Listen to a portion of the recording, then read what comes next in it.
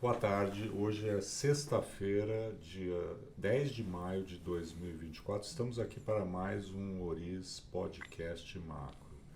Hoje nós começamos com uma mensagem aí de solidariedade às vítimas da tragédia, da catástrofe humanitária, enfim, todos os problemas que nós brasileiros e ao redor do mundo conhecemos que a população do Rio Grande do Sul está enfrentando nesse momento. Através do Oriz Solidário e também da União BR, nós temos no Rio Grande do Sul um parceiro nosso, Nélio Chagas, que está atuando na ajuda às vítimas dessa catástrofe humanitária e tanto pelo Instagram, o LinkedIn da Oriz, é possível fazer contribuições para a União BR e ajudar, né, a população que enfrenta, né, essa tragédia de proporções inéditas aqui no Brasil. Então, fica essa mensagem inicial de solidariedade e de apoio, né, a tudo aquilo que puder ser feito no sentido de mitigar os danos da tragédia. Bom, e na sequência vamos chamar a atenção para os dois eventos principais da semana que foram, né, Marcos, aqui no Brasil. Em primeiro lugar, a reunião do Copom, que acabou tendo muito mais mensagens e ruídos, né, do que aquilo que se imaginava. Eu, em particular, até, né, imaginava que houvesse espaço para uma decisão em torno do 25, que sim, né, era o consenso e a nossa opinião, mas sem haver o dissenso que acabou se manifestando. E, em particular, uma divisão muito clara, né, do comitê entre os antigos membros apontados pelo governo anterior e aqueles que foram indicados a partir de 2023. Esse é o primeiro e principal ponto do nosso foco hoje. E depois, hoje de manhã, tivemos a divulgação, claro, né, que aí é o objeto aí do foco da política monetária, o IPCA do mês de abril. Abril. Né, e boas notícias, enfim, embora isso não mude necessariamente a visão aí do que o Copom tem para fazer à frente, que vai depender muito mais agora, não da inflação de 2024, da inflação corrente, mas sobretudo daquilo que diz respeito às expectativas para 2025. Né? Marcos, então vamos lá, vamos começar, aliás, boa tarde, né? Boa tarde. E boa tarde a todos. E vamos começar então pelo Copom, né? Sim. Essa semana e todas as implicações dele decorrentes. Acho que, como você disse, né, acho que o placar, né, o dissenso foi o que acabou chamando mais atenção, mas eu acho que vale a pena retomar um pouco aqui o que a gente teve de objetivo, né, no comunicado divulgado após a reunião. E eu destaco aqui quatro trechos, né, Caval? Primeiro, né, que o Copom ali, o colegiado, reconhece no começo do documento, né, que houve uma piora, né, externa, né, o cenário externo mais adverso, por conta daquilo que a gente já vinha comentando, inclusive nos últimos podcasts, nas últimas declarações de alguns membros do Banco Central. Então, o cenário externo mais adverso por causa dos juros, principalmente, né, que tem um impacto no nosso câmbio. Um segundo ponto, né, que o Copom fez questão de ressaltar, né, o mercado de trabalho doméstico mais dinâmico, né, ele usa o termo dinâmico, né, para expressar aí uma robustez muito clara, que também tem sido fruto aqui de comentários nossos ao longo dos últimos meses. Um terceiro ponto, que eu acho que é o que se agravou bem aí nas últimas semanas, o Copom dizendo que está atento aos últimos desenvolvimentos pelo lado fiscal, e acho que, obviamente, ele está dizendo aí, fazendo referência à questão da revisão da meta de 2025, né, que não é uma busca mais por um superávit, mas um orçamento equilibrado. E, por fim, talvez para mim, acho que é o principal ponto do documento, que escancara bem essa divisão da votação, é que, em relação à reunião anterior, houve uma dosagem maior de preocupação com a desancoragem das expectativas de inflação, né? Anteriormente, o colegiado, né, falava que havia uma reancoragem parcial das expectativas.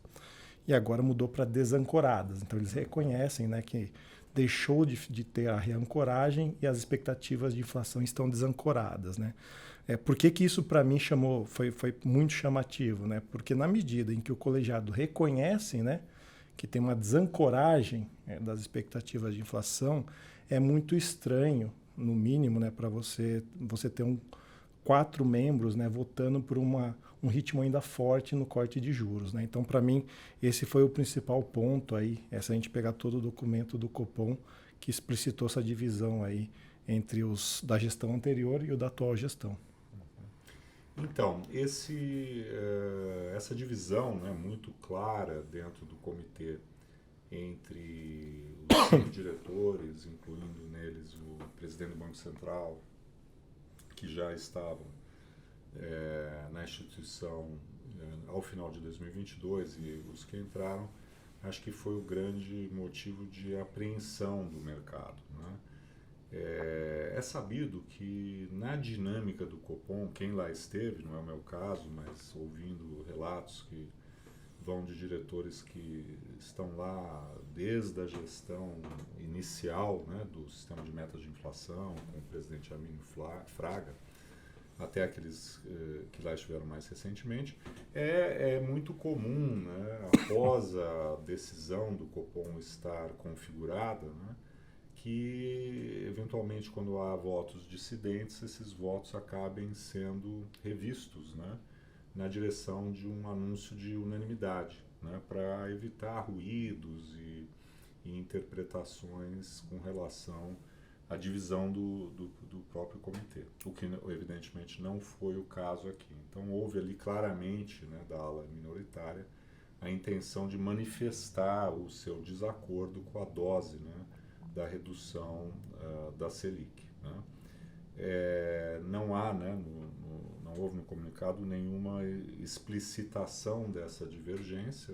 Claro que isso me parece que reflete muito mais o fato do comunicado ser mais enxuto e talvez a própria dinâmica da reunião não deixando ali prazo suficiente para fazer uma reflexão sobre essa divergência, e isso certamente vai aparecer na ata da próxima terça-feira e depois nas falas posteriores aí ao período de silêncio, né? De um lado, pode-se interpretar o comunicado muito duro como a expressão da unanimidade, né, do comitê, e estando a divergência meramente na dose aí do remédio, né? Por outro, o temor existe de fato, né, uma sinalização que foi dada na direção de uma política monetária mais tolerante com a inflação, sobretudo quando esse grupo hoje minoritário se tornar, né, majoritário ao início de 2025, né? E aí, Márcio, você expressou a apreensão com o termo desancoragem, né? Quer dizer, o Copom ele está claramente desconfortável com a paulatina elevação da projeção de 2025, que agora já é o foco, né, vamos dizer, majoritário da inflação do Copom, né? Já não há mais poder da política monetária sobre o ano de 2024, né? Então, se já havia, né, nessa alta da expectativa de 2025, em parte devida à incerteza com relação aos rumos da transição do Banco Central, né, qual será a postura a partir do ano que vem, a decisão dessa última quarta-feira, evidentemente, tende a magnificar, né, esse movimento, né? Essa semana nós tivemos finalmente a normalização, né, das atividades do Banco Central no que toca à divulgação da pesquisa Focus, né? E na segunda-feira a gente já vai poder, assim como nas semanas subsequentes, avaliar a extensão, né, desse eventual dano, né? o que chama atenção para a importância da comunicação que vai ser feita a partir da divulgação da ata, quanto à natureza dessa divergência, se mais ligada à magnitude do movimento em si ou mais atinente à própria visão com relação ao processo inflacionário e a maneira de debelá-lo. Eu adicionaria o seguinte ponto, Caval, assim, no final das contas, a percepção, e acho que a própria dinâmica do mercado nesses últimos 2 dias, né, após a decisão pela redução de 25 pontos base, né, e esse ruído, né, de 4 membros votar pelo corte de 50, adicionou uma volatilidade grande nos ativos, né, na direção pior, né, ou seja, tivemos o câmbio brasileiro depreciando mais do que seus pares, tivemos os juros, né, de médio e longo prazo subindo mais do que os pares brasileiros, né? Então, no final das contas, esse dissenso ele acaba até sendo bastante contraproducente no sentido de continuidade do ciclo. Então, você pressionar ou votar, insistir pelo corte maior de juros nesse momento, acaba adicionando volatilidade, piora dos ativos e pode levar o Copom a ter que interromper antes o ciclo de juros, né? Essa é uma das questões que fica bastante na cabeça de nós economistas, né? Porque no final das contas o ciclo pode até acabar sendo interrompido antes, né? É verdade. Pegando aquele ditado, né? Menos é mais, muitas vezes, né? Quer dizer, ir em doses mais homeopáticas agora, eu acredito que era a melhor maneira de você garantir a continuidade do ciclo, né? Na visão minoritária, por algum motivo se entendeu que não era esse o melhor caminho, mas o grande risco é exatamente o que essa incerteza gerará, né, com relação às projeções de inflação para 2025 e segunda, logo cedo, nós já teremos uma primeira impressão, né, em que pese que normalmente essas expectativas não são revistas, né, com tanta celeridade, né, mas já teremos aí uma primeira impressão no início da semana depois dessa normalização da pesquisa Focus. Uma outra reflexão que acho que é oportuna aqui diz respeito à elevação dessa projeção, né? Dizer que a inflação esperada para 2025 é em alta está ligada meramente, né, à incerteza com relação à diretoria do Banco Central não me parece adequado, né? Acho que isso seria um exagero atribuir esse movimento integralmente a esse tipo de incerteza, né? O que remete, né, a uma explicação que venha mais, vamos dizer, do processo econômico em si, né? A gente sabe que essa piora não é derivada, né, do câmbio, né? Não houve até agora uma mudança tão significativa na projeção do câmbio para 2025, né, que justificasse essa piora, né, paulatina. Eu acredito que isso tenha um outro componente, além da incerteza da transição da diretoria, que vem da demanda, né? Nós, de fato, temos visto a economia brasileira bem mais forte, né, do que se imaginava. O Focus, né, acredito que caminha aí para uma projeção mais próxima de 2% de PIB esse ano, né? Claro que pode haver aí 0,1, 0,2, infelizmente, de impactos, né, do evento no Rio Grande do Sul, mas, vamos dizer, bem mais, de qualquer forma, do que se imaginava anteriormente, né? Os dados de mercado de trabalho, nós temos ressaltado aqui, Marcos tem chamado sempre atenção, muito forte, o desemprego muito baixo, né? A pressão salarial, né, se manifestando através da massa de salários, né, que cresce de forma bastante robusta esse ano, sustentando o consumo. E temos aí, evidentemente, a expansão fiscal, né, que vem forte do ano passado. Na virada do ano tivemos o pagamento dos precatórios, enfim, né? Então, talvez pela própria situação, né, do hiato do produto, né, a ociosidade muito baixa na economia, no mercado de trabalho, isso acabe, né, jogando uma projeção de inflação gradualmente maior para o ano que vem. Nós não temos, portanto, uma contaminação, vamos dizer, mais ligada a risco país, a dólar e tal, etc., mas o fiscal pode estar, né, nesse momento sendo excessivo, né, frente ao momentos de ciclo da economia, né? O que claramente reclamaria, já falamos isso aqui, uma política fiscal anticíclica, né? No sentido de redução de gasto e não de sua ampliação. Então, quando falamos aí da questão da incerteza da política fiscal e tudo mais, ela não necessariamente se manifesta pelo dólar e pode estar, sim, acontecendo pelo canal, como parece, da demanda.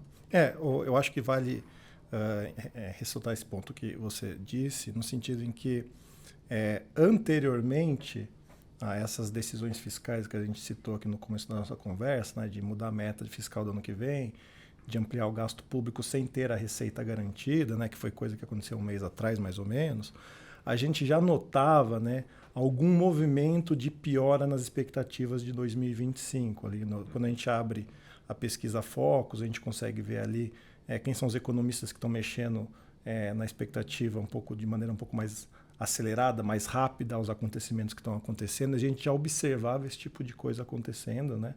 Que acho que pega um pouco desse lado que você disse, né? Uma atividade econômica robusta exige, ao longo do tempo, um afrouxamento menor. Então, isso já estava acontecendo, provavelmente deve ter um bom tanto, né, ligado ao fato de que o fiscal empurra ainda mais a economia nesse momento, né? Acho que isso é muito inequívoco, acho. Com certeza. E vamos então passar para o IPCA divulgado hoje, né?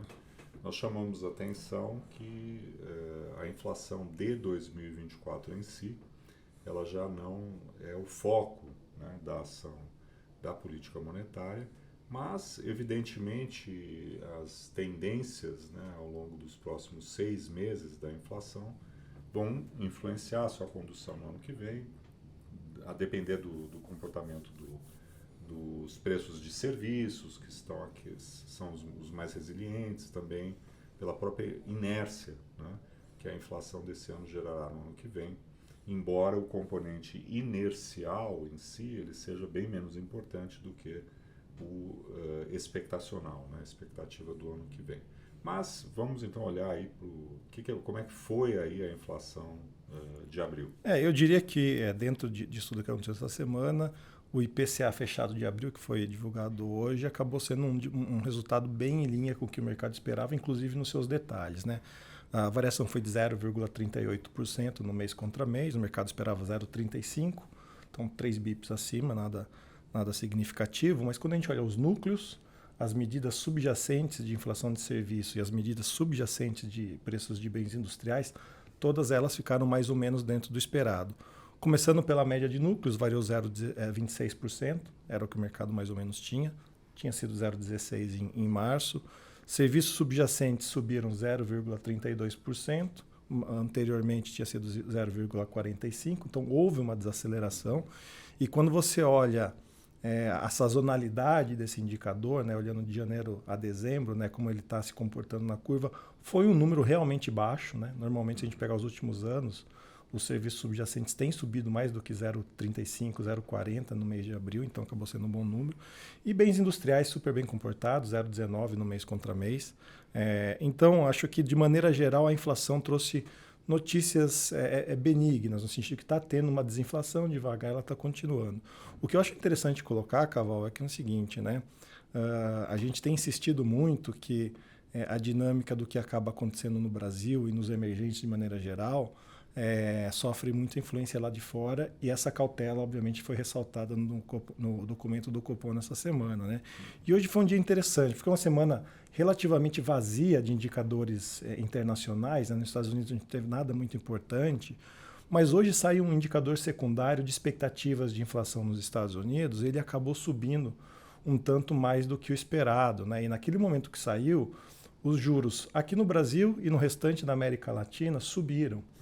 Eu estou falando isso porque é a seguinte coisa, né? Se a gente tem uma influência doméstica disso tudo que a gente colocou aqui, né, de juros sendo pressionado para cima, né, nesses momentos em que a gente vê que o vetor externo acaba sugerindo um pouco mais de inflação, pega todo mundo a reboque. E aí a gente fica duplamente mal colocado, porque vem a sugestão de que lá fora a inflação não está cedendo da maneira que é esperado, e todos esses ventos contrários aqui dentro, no sentido de um fiscal piorando o cenário de inflação e uma atividade doméstica muito forte.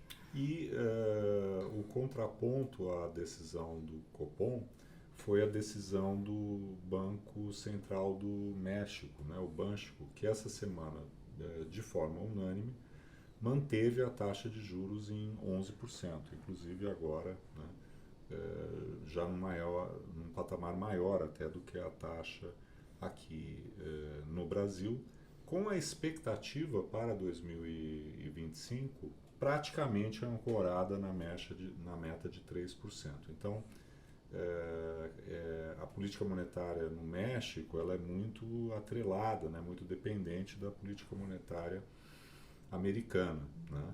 E prevaleceu no comitê a visão de cautela e de manutenção, né? Sequer houve uma redução como aqui de 0,25. E também muitos apontaram sem nenhum ruído político, né? Sem ninguém estar acusando o Banco Central com relação a impactos no crescimento econômico e tudo mais, dentro de uma normalidade de condução da política monetária, ao contrário, né, dos ruídos, né, e das reações negativas, especialmente dentro do partido no poder, o PT, com relação a qualquer ação de política monetária que parece que é sempre inerentemente errada, né. Eu queria só concluir fazendo e voltando ao ponto do Rio Grande do Sul, né. Nós poderemos ter aí algum impacto pequeno no crescimento do PIB esse ano.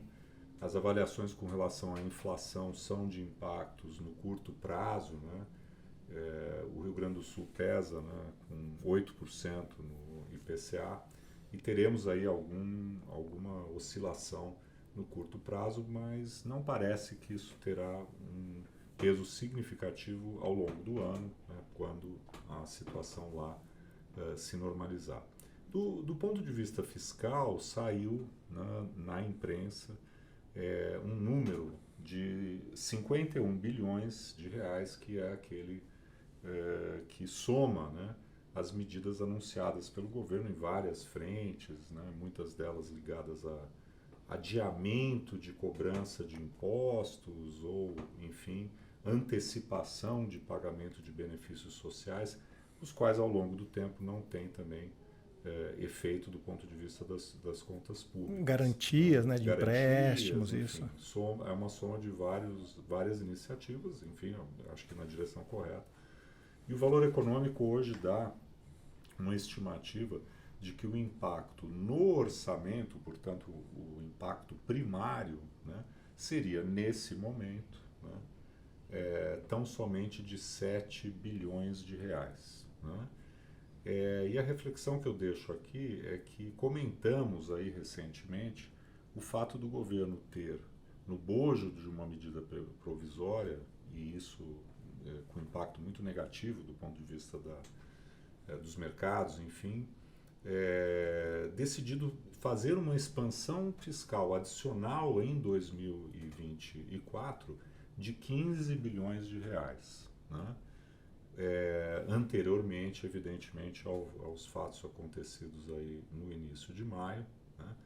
Então é que fica a pergunta, o que era tão importante, né, dentro dessa decisão, aonde que vai ser alocado esses 15 bilhões de reais que o governo aprovou, né?